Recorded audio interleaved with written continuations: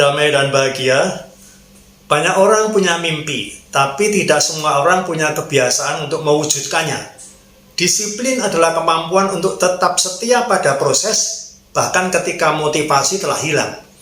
Motivasi itu seperti api unggun, hangat tapi cepat padam. Tapi disiplin itu seperti bara yang terus menyala, kecil, tenang, tapi tahan lama. Ia adalah jembatan yang menghubungkan ide dan realisasi, antara niat dan hasil. You will never always be motivated, so you must learn to be disciplined. Dalam dunia neuroscience, disiplin membentuk jalan baru di otak, memperkuat prefrontal cortex, pusat kendali logika dan keputusan. Ketika kita melatih diri untuk tidur teratur, bangun tepat waktu, makan dengan sadar, menghindari distraksi, kita sedang memperkuat jaringan otak untuk self-control. Tanpa disiplin, otak kita dikendalikan oleh emosi sesaat. Amigdala yang impulsif, dopamin yang menuntut kenikmatan instan. Disiplin adalah latihan harian untuk menjadi tuan atas diri kita sendiri. Orang sukses bukan hanya dikenal karena kecerdasannya, tapi karena konsistensinya. Jika seseorang berkata, saya akan hadir jam 7, lalu benar-benar hadir jam 7, itu bukan soal waktu, itu soal integritas. Disiplin kecil akan membentuk kepercayaan besar. Dan di dunia ini, kesuksesan tidak hanya dibangun dari kecakapan, tapi dari kepercayaan. Orang yang disiplin mengukir reputasi bahwa ia bisa diandalkan. Dan kepercayaan adalah mata uang tertinggi dalam kehidupan sosial dan profesional. Banyak yang mengira disiplin itu mengekang. Padahal sebaliknya, disiplin membebaskan kita dari kekacauan, penyesalan, dan penundaan. Saat kita disiplin untuk mengatur keuangan, ya kita bebas dari hutang. Contohnya seperti itu. Saat kita disiplin menjaga kesehatan, kita bebas dari penyakit. Saat kita disiplin menepati janji, kita bebas dari rasa bersalah. True freedom is impossible without a mind made free by discipline, kata Mortimer Adler. Kadang seseorang mencapai puncak karena bakat atau keberuntungan, tapi tanpa disiplin, ia mudah jatuh. Orang yang terbiasa hidup dalam ritme yang teratur akan mampu bertahan dalam badai. Ia punya pijakan dalam dirinya sendiri. Sukses sejati bukan hanya soal mencapai, tapi soal menjaga dan mengembangkan. Dan itu semua membutuhkan ketekunan, pengulangan, dan kesetiaan pada nilai-nilai yang kita yakini. Disiplin adalah bentuk tertinggi dari cinta diri. Disiplin bukan karena kita gagal, tapi karena kita menghormati hidup. Kita menghargai waktu. Kita mencintai tubuh, pikiran, dan jiwa kita.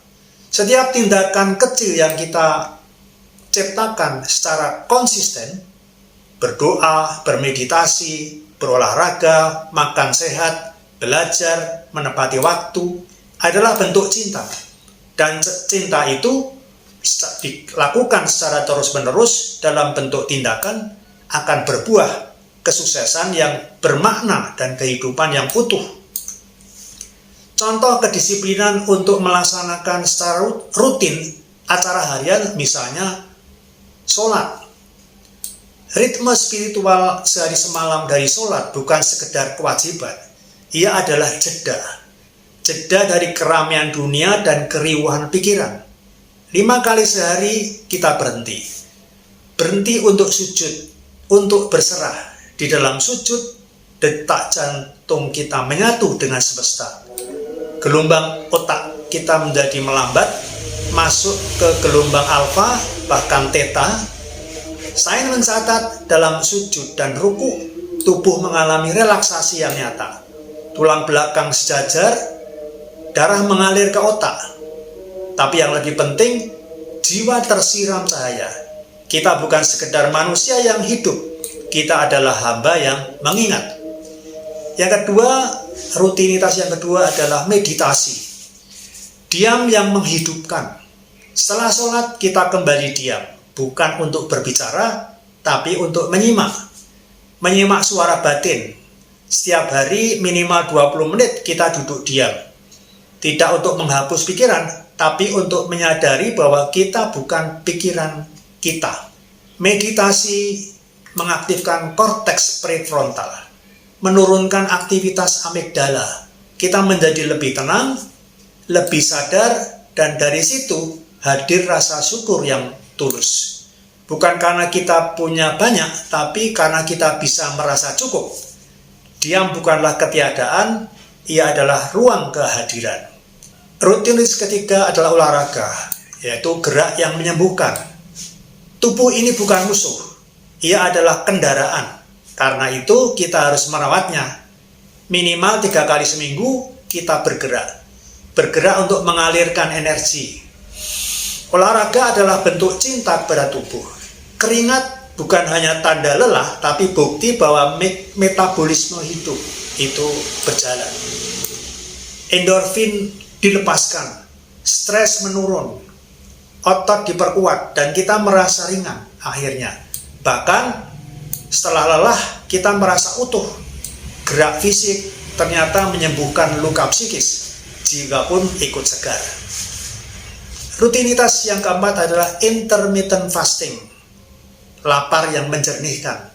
3 hari dalam seminggu, paling tidak kita membiarkan tubuh itu lapar. Tapi kalau kita sedang membersihkan. Intermittent fasting bukan seksaan, ia adalah seni menunda. Menunda untuk menyembuhkan. Saat perut kosong, tubuh memulai autofagi. Sel-sel rusak dibakar, energi disimpan. Kemudian fokus meningkat, dan yang mengejutkan spiritualitas pun naik. Lapar membuat kita menjadi rendah hati, menghargai setiap suapan, dan menyadari bahwa hidup itu bukan soal kenyang, tapi tentang makna. Rutinitas kelima adalah berkarya sebagai amal. Jadikan setiap karya kita sebagai amal kebaikan. Sebagai contoh, setiap hari saya membuat konten untuk media sosial. Ini bukan semata untuk viral, tapi untuk memberi ilmu, memberi semangat, memberi makna. Saya percaya konten adalah amal zaman digital ini. Bisa menyebar, bisa menembus ruang dan waktu. Membuat konten itu melatih berpikir, menulis, bicara, merangkai gagasan, tapi lebih dari itu, ia melatih berempati. Saya belajar mendengar, belajar memahami, dan semoga dari situ saya juga belajar mencintai. Cinta lewat kata, cinta lewat suara. Banyak orang bertanya, tidak lelahkah Anda menjalani semua itu setiap hari? Jawaban saya tidak. Tapi ritual untuk menjadi utuh, dan dari disiplin itulah hadir ketenangan, hadir kejernihan, hadir kekuatan, bukan dari luar, tapi dari dalam. Dan dari dalam itulah saya ingin terus berjalan, menjadi manusia seutuhnya, di dunia dan semoga di akhirat.